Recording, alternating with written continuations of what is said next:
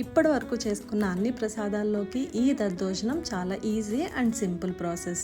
అలానే వరలక్ష్మి వ్రతంకి కంపల్సరీ చేసుకునే ప్రసాదం. Welcome to episode 7. ముందుగా ఒక గ్లాస్ రైస్కి 2.5 గ్లాసులు వాటర్ యాడ్ చేసుకుని మెత్తగా కుక్ చేసుకున్న రైస్ని వేడిగా ఉన్నప్పుడే గరిటతో మ్యాష్ చేసుకుని తగినంత సాల్ట్, కాస్త మిరియాల పొడి, కన్సిస్టెన్సీకి తగ్గట్టుగా పెరుగు యాడ్ చేసుకోవాలి. నేను తీసుకున్న 1 గ్లాస్ రైస్కి 1/2 లీటర్ పెరుగు యాడ్ చేసుకున్నాను.